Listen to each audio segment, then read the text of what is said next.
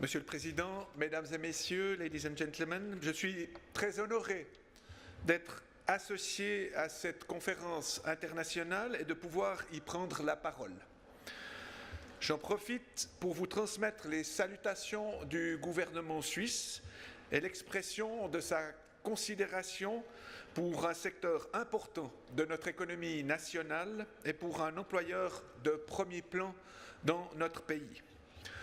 Vous avez choisi, et c'est d'ailleurs un thème au goût du jour pour un grand nombre d'organisations fêtières en Suisse, de traiter la question de la digitalisation, un défi économique qui est porteur d'espoir pour beaucoup de petites et moyennes entreprises suisses actuellement soumises à rude épreuve concurrentielle et qui sont, pour cette raison même, constamment en quête de compétitivité. L'automatisation des procédés est perçue à juste titre comme un vecteur d'innovation et comme un moteur de croissance, mais c'est aussi, et il ne faut pas hésiter à le souligner, une source de risque d'un nouveau genre.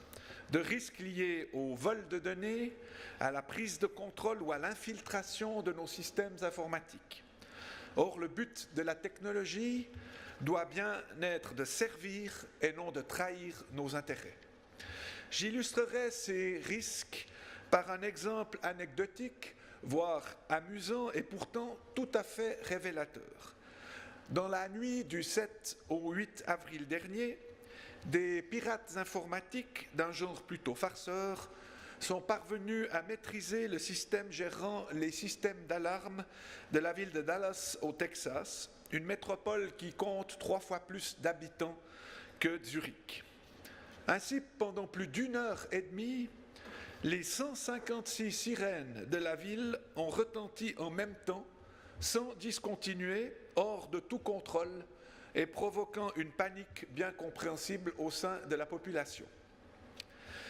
Cet exemple de cyberattaque sans gravité nous rappelle que les systèmes sont d'autant plus vulnérables qu'ils sont informatisés, mis en réseau, centralisés, bref, vulnérables du fait même des atouts qui sont les leurs, la possibilité d'être commandés à distance à partir d'un simple ordinateur.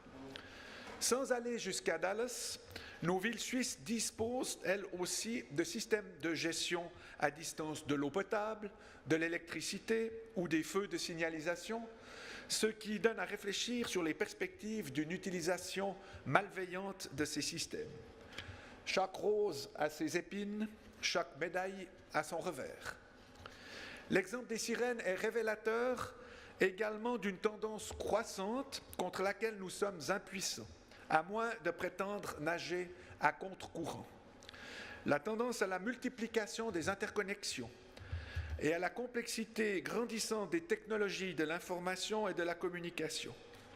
L'État, l'économie, la société reposent ainsi sur des réseaux digitaux mondialisés, potentiellement accessibles de partout, tout de suite, desquels nous sommes aujourd'hui dangereusement dépendants. Pourrait-on imaginer, à moins d'entretenir une relation conflictuelle avec le progrès, un téléphone portable qui ne servirait qu'à appeler un correspondant ? Non, évidemment, parce que nous sommes devenus tributaires des ressources quasi illimitées qu'offrent nos smartphones. Or, c'est précisément à l'aune de cette dépendance extrême que se mesure aussi notre extrême vulnérabilité. Le détournement de votre téléphone portable, c'est souvent plus que le viol de votre intimité, ce peut être aussi l'accès aux secrets de votre entreprise. En être conscient, c'est déjà commencer à se prémunir contre ce risque. Notre pays ne part pas de zéro dans sa lutte contre les dangers liés à la technologie numérique. En 2012, alors que le sujet ne focalisait encore que timidement l'attention des médias, le Conseil fédéral approuvait la stratégie nationale de protection contre les cyber-risques et confiait sa mise en œuvre au département fédéral des finances par l'intermédiaire de l'unité de pilotage informatique de la Confédération. Compte tenu de l'évolution de la situation, une révision de cette première stratégie vient d'être décidée par le Conseil fédéral pour les années 2018 à 2023.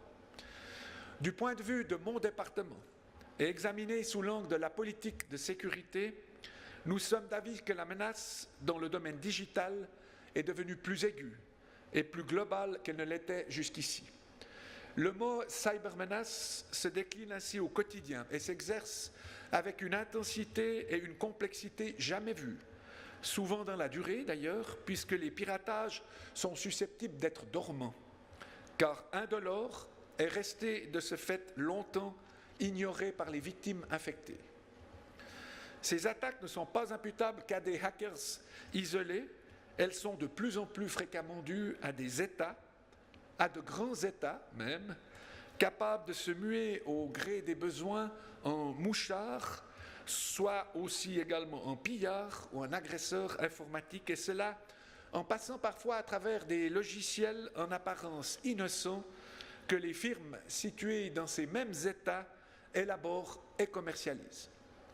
On a beaucoup parlé l'an dernier de l'attaque qui a visé l'entreprise Rouag. Cependant, le cadre de mon propos est malheureusement bien plus vaste que les quelques rares cas médiatisés.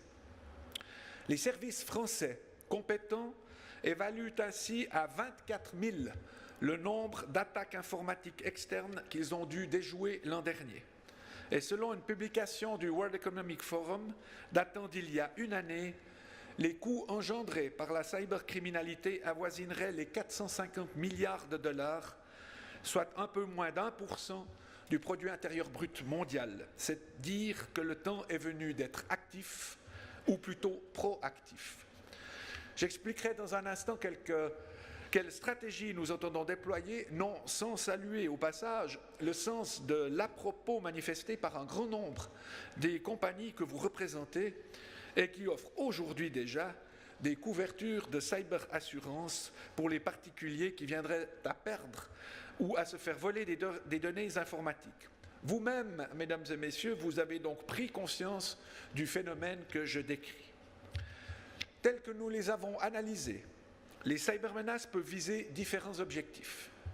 D'abord, l'acquisition de renseignements, en plus des méthodes conventionnelles d'espionnage.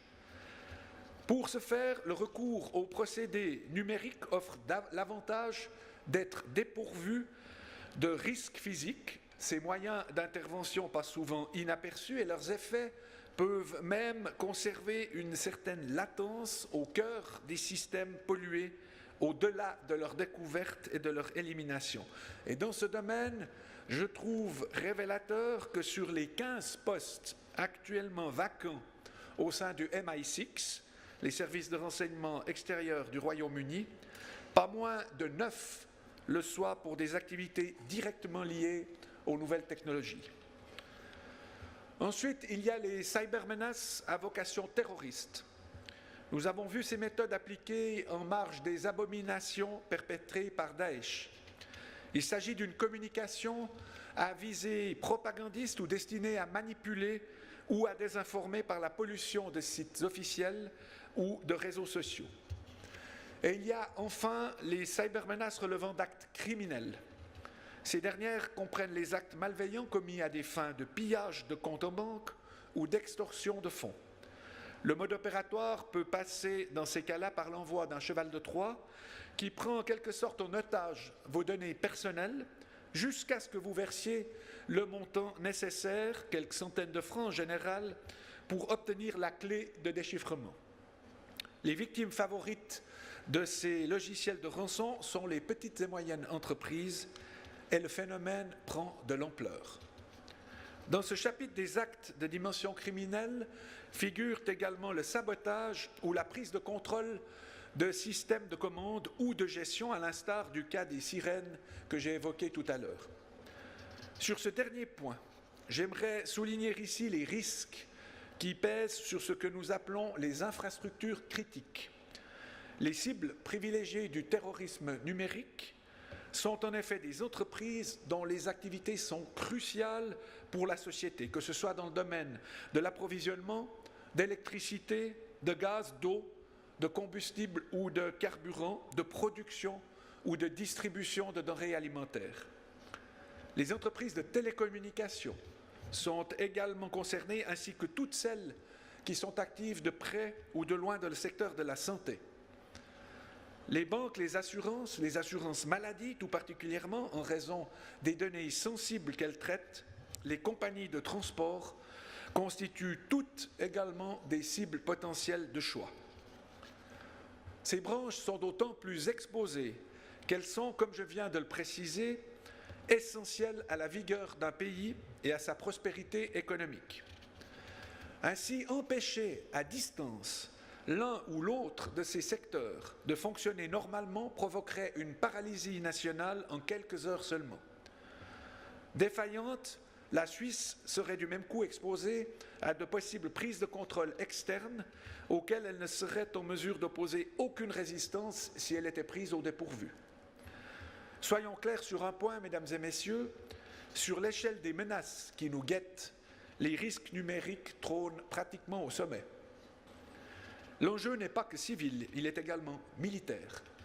Le cyberespace doit désormais être considéré comme un terrain d'opération à part entière, un champ de bataille d'ores et déjà ouvert sur lequel nous devons être à même de prévenir le danger et de contrer les attaques, à défaut de pouvoir, neutralité oblige, les lancer nous-mêmes.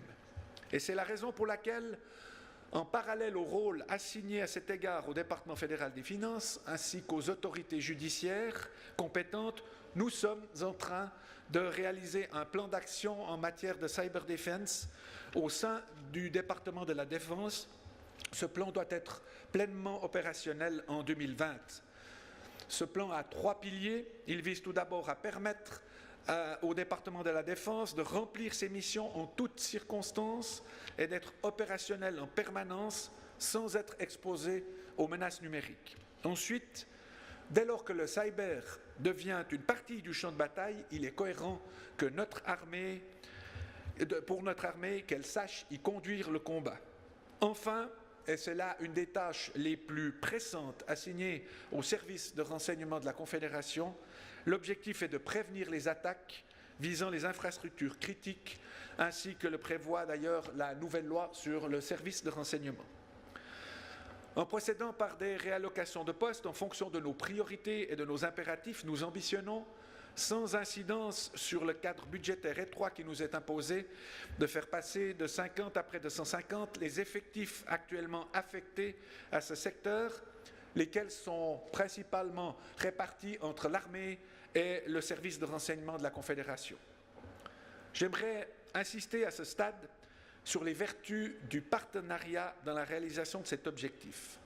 Avec les industriels, les opérateurs d'infrastructures critiques pour ce qui concerne la prévention et la résilience, mais aussi et surtout avec les hautes écoles pour l'expertise, l'acquisition de connaissances et l'application de compétences techniques utiles.